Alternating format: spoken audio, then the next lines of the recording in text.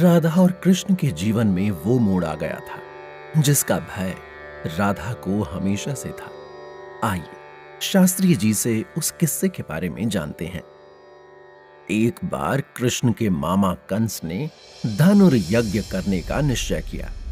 उसके शास्त्रियों ने उसे बताया था कि अगर वो ये यज्ञ पूरा कर लेता है तो उसे कोई नहीं मार पाएगा। इस यज्ञ के लिए उसने कृष्ण और बलराम को भी आमंत्रित करने की योजना बनाई ताकि कृष्ण को मथुरा बुलवाकर वो उन्हें मरवा सके। उन्हें नंदगांव से लाने के लिए उसने अक्रूर से कहा। अक्रूर भी रिश्ते में कृष्ण का दूर का मामा ही लगता था। उसने कृष्ण के बारे में बहुत सुना था। वो उनसे एक बार मिलना भी चाहता था। इसलिए जब कंस ने उसे कृष्ण के लाने का कार्य सौंपा तो वो प्रसन्न हो उठा और फौरन नंदगांव के लिए निकल गया। उधर कृष्ण को अक्रूर के आने का एहसास हो गया था। वो इस बारे में राधा को बताना चाहते थे, लेकिन राधा के माता पिता ने लोगों की बदनामी के डर से उनके कृष्ण से मिलने पर रोक लगा दी थी। वो अपने ही घर में कैद थी। उनके अकेलेपन को कम करने के लिए वृषभानु ने सिर्फ उनकी 8 खास सखियों को घर में आने जाने की इजाजत दे रखी थी। मगर अगर कृष्ण को राधा से मिलना है तो उन्हें कौन रोक सकता है। वो एक गोपी का वेश भरकर राधा से मिलने गए। वो अक्सर ऐसे ही गोपा देवी बनकर राधा से मिलने जाया करते थे। इसलिए उन्हें देखकर राधा की मां ने उन्हें राधा से मिलने से रोका नहीं। जब वो राधा के कक्ष में पहुंचे तो उन्होंने देखा कि राधा पलंग पर गुमसुम बैठी हुई है। उन्होंने कक्ष में दबे पांव प्रवेश किया और हौले से राधा के कान में बोले, क्या अपनी मुस्कुराहट कहीं रखकर भूल गई हो राधा? राधा कृष्ण को अपने समीप पाकर झट से चहक उठी और उनके हृदय से लगकर बोली, राधा की मुस्कुराहट भी कृष्ण है, राधा की आंखों की चमक भी कृष्ण है, राधा की सांसों की डोर भी कृष्ण के हाथों में है। राधा को जीने के लिए कृष्ण की आवश्यकता है। राधा को आवश्यकता हो और कृष्ण ना आए, ये होना तो असंभव है। कृष्ण की बात सुनकर राधा थोड़ी गंभीर हो गईं और बोली, हमारे अलग हो जाने के पश्चात भी क्या कृष्ण राधा की आवश्यकता के समय उसके पास चला आएगा? सब ज्ञात होते हुए भी राधा क्यों हर बार ये प्रश्न करती हो? सब ज्ञात होने से क्या पीड़ा कम हो जाती है? पीड़ा में ही तो सुख का महत्व छुपा होता है राधा। पीड़ा नहीं होगी तो जिंदा होने का कभी आभास नहीं होगा। अच्छा ये सब छोड़ो, मैं आज तुम्हें कुछ बताने आया था। जानती हूँ तुम क्या बताने वाले हो। हमारे विरह की घड़ी आ चुकी है। इसके बाद दोनों कुछ बोल ही नहीं पाए, सिर्फ भीगी पलकों से एक दूसरे को निहारते रहे, जैसे आने वाले 100 वर्षों की कसर आज ही पूरी कर लेना चाहते हो। अक्रूर को वृंदावन पहुंचते पहुंचते शाम हो चली थी। उसकी नजर अचानक से किसी के पांव के निशान पर पड़ी, जिनमें से सूर्य की किरणों की भांति प्रकाश निकल रहा था। अक्रूर समझ गया कि ये कृष्ण के पांव के ही निशान हैं। वो रथ से उतरकर उन पांव के निशानों के करीब जाकर बैठ गया और वहां की मिट्टी को अपनी मुट्ठी में भरकर अपने माथे से लगा ली। जब वो नंद बाबा के यहां कृष्ण से मिला तो उसकी नजर कृष्ण के मुख से हटी ही नहीं। फिर कुछ क्षण पश्चात वो स्वयं को संभालते हुए बोला, बहुत सुना था आपके बारे में कृष्ण। वर्षों तक तपस्या करने के पश्चात भी लोगों को भगवान के दर्शन नहीं होते। ये मेरा सौभाग्य है कि मुझे इस जन्म में आपकी सेवा का मौका मिला। कृष्ण मुस्कुराते हुए बोले, हम कल भोर में मथुरा की ओर प्रस्थान करेंगे। मैं नहीं चाहता कि इस बात की खबर गांव में किसी को लगे भी, वरना हमारा यहां से जाना आसान नहीं होगा। अगले दिन कृष्ण निकलने से पहले आखिरी बार वृंदावन देखने गए। वहां राधा अपनी सखियों के संग कृष्ण का इंतजार कर रही थी। कृष्ण उन्हें वहां देखकर बोले, मैं जानता था राधा, तुम मुझे यहां अवश्य मिलोगी। क्या तुम मुझसे मिले बिना चले जाते कृष्ण? विरह की इस घड़ी का भार दोनों के हृदय को चोट दे रहा था। दोनों ही बहुत कुछ कहना चाहते थे, मगर कह नहीं पा रहे थे। उनके होंठ चुप थे, मगर उनकी आंखें आपस में मूक संवाद कर रही थी। थोड़ी देर पश्चात कृष्ण ही चुप्पी तोड़ते हुए बोले, मैं जा रहा हूं राधा, तुम अपना ख्याल रखना। मैं ऐसा वचन तुम्हें कैसे दे दूं जिसे पूरा करना मेरे नियंत्रण में नहीं है। ये 100 वर्ष यूं ही गुजर जाएंगे राधा। मुझे तुम्हारी याद आई तो? मेरा ध्यान कर लेना, मुझे अपने हृदय में ही पाओगी।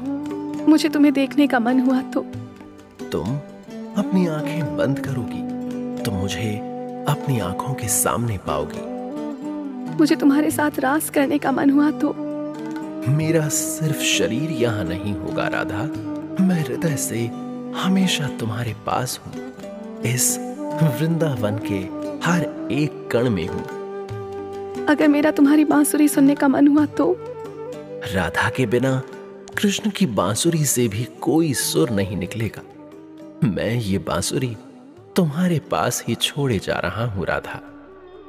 ये कहकर कृष्ण ने राधा के लिए एक आखिरी बार बांसुरी बजाई और फिर उसे राधा को सौंपकर अक्रूर के साथ मथुरा के लिए निकल गए। जब तक कृष्ण का रथ आंखों से ओझल नहीं हो गया, राधा और गांव की सारी गोपियां रथ को जाते हुए देखती रहीं। कृष्ण के जाते ही राधा बेहोश होकर गिर पड़ी। कृष्ण के साथ साथ उनकी आत्मा भी कृष्ण के साथ ही चली गई थी। अब उनका अधिकतर समय कदली वन में कृष्ण का ध्यान करने में ही गुजरने लगा, क्योंकि सिर्फ इसी अवस्था में वो कृष्ण को अपने समीप पाती थी। उनके घर और ससुराल में उनकी अनुपस्थिति में उनकी छाया वृंदा रहा करती थी। कंस का वध कर देने के पश्चात कृष्ण ने अपने खास मित्र उद्धव को राधा और बाकी सभी का हाल चाल पता करने के लिए ब्रज भेजा। उद्धव ने कृष्ण से राधा और गोपियों के बारे में बहुत कुछ सुन रखा था, इसलिए उसका भी बहुत मन था उन सभी को देखने और जानने का। गोपियों की नजर जब उद्धव के रथ पर पड़ी तो उन्हें एक क्षण को ऐसा लगा कि कृष्ण लौट आए, लेकिन जब उन्होंने उद्धव को रथ से उतरते देखा तो वो सब मायूस हो गईं। राधा की एक सखी ने उद्धव के समीप जाकर पूछा, तुम यहाँ क्यों आए हो उद्धव? क्या कृष्ण ने तुम्हें भेजा है? अगर कृष्ण को हम सभी की इतनी फिक्र थी तो वो हमें छोड़कर गया ही क्यों? क्या वो नहीं जानता कि राधा उसके बिना बिन जल मछली की तरह तड़पेगी? मुझे कृष्ण ने तुम सभी का हालचाल लेने ही भेजा है, विशेषकर राधा का। उन्हें भी तुम सबकी बहुत याद आती है। राधा के बिना उन्हें भी एक पल सुकून नहीं मिलता। क्या तुम मुझे राधा से मिलवाने ले चलोगी? राधा की सखी ने सिर हिलाकर उद्धव को अपने पीछे आने का इशारा किया। कदली वन के रास्ते में उद्धव को कई और वन और फूलों के बाग दिखे, जिनसे आती खुशबू उसे राधा के कहीं समीप होने की राह दिखा रही थी। जब वो कदली वन पहुंच गए तो राधा की एक सखी ने उंगली से राधा की ओर इशारा किया। उद्धव ने देखा कि राधा एक कोने में आंख बंद करके लेटी हुई है। उन्होंने सफेद रंग की साड़ी पहनी हुई थी। उनके शरीर पर कोई आभूषण नहीं था। बाल भी बिखरे हुए थे। आंखों के नीचे काले घेरे थे।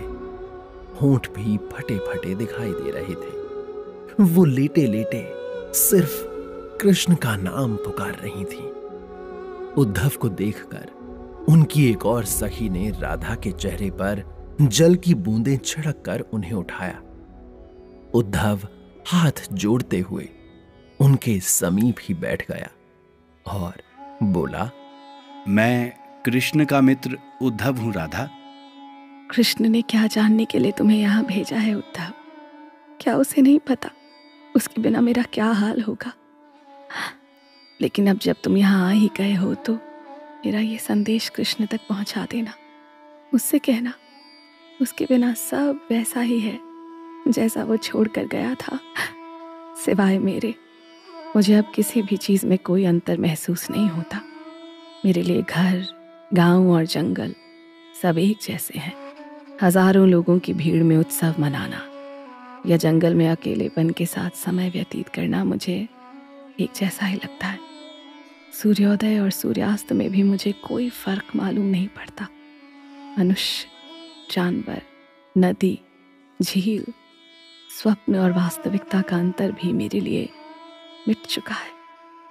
समाज और रिश्तों के बंधन से दूर मैं यहाँ आंखें बंद करके सिर्फ कृष्ण का ध्यान करती रहती हूँ। कृष्ण के जाते ही मेरी खुशियाँ भी मुझसे दूर हो गई। प्रकृति में भी मुझे रस अब महसूस नहीं होता। जीने का कोई उत्साह ही नहीं रहा। राधा का शरीर तो जिंदा है लेकिन मेरी आत्मा, मेरा कृष्ण इसमें मौजूद नहीं है। मुझे यहाँ की हर वस्तु में या तो कृष्ण दिखते हैं या कुछ नहीं। उद्धव ने लौटकर जब कृष्ण को राधा का हाल सुनाया तो उनकी आंखों से अनवरत आंसू बहने लगे। उद्धव ने उनसे कहा, एक बार जाकर राधा को देख क्यों नहीं आते? आप राधा को अपने से दूर करके उसके साथ अच्छा नहीं कर रहे। तुम्हें क्या लगता है कि राधा से दूर रहकर मैं नहीं तड़पता? लेकिन अगर मैं वहां गया तो कभी लौट नहीं पाऊंगा। ये राधा और मेरे प्रेम की परीक्षा है जो हमें देनी ही पड़ेगी। श्री दामा के श्राप को हमें जीना ही पड़ेगा। लेकिन मैं अब से उससे प्रतिदिन स्वप्न में अवश्य मिलूंगा। ये पूरा किस्सा जानकर प्रिया ने शास्त्री जी से पूछा, शास्त्री जी, राधा और कृष्ण अनंत काल से एक दूसरे के साथ हैं, तो क्या राधा कभी माँ नहीं बनी? आज तक मैंने इस बारे में कुछ नहीं सुना। इस बारे में एक कथा तो प्रचलित है। एक बार गोलोक में राधा गर्भवती हुई थी, लेकिन गर्भावस्था को लेकर उनके मन में न जाने क्या क्या भय बैठ गया और उन्होंने अपना भ्रूण निकालकर ब्रह्मांड में यूं ही छोड़ दिया। इस बात पर कृष्ण ने उनसे क्रोधित होकर उन्हें जीवन में फिर कभी मां ना बनने का श्राप दिया था। अपने प्रेम को इतनी कड़ी सजा वो कैसे दे पाए? क्रोध किसी को नहीं छोड़ता। इस पर कृष्ण का कहना है कि क्रोध दूसरे की गलती की सजा खुद को देना है। राधा को कृष्ण के अलावा और सबसे अधिक प्रिय क्या था? कमल के फूल और हाथ का आईना। अब इसके आगे क्या बताएंगे आप? 100 वर्ष बाद राधा और कृष्ण की मुलाकात और राधा की पृथ्वी से वापसी के बारे में।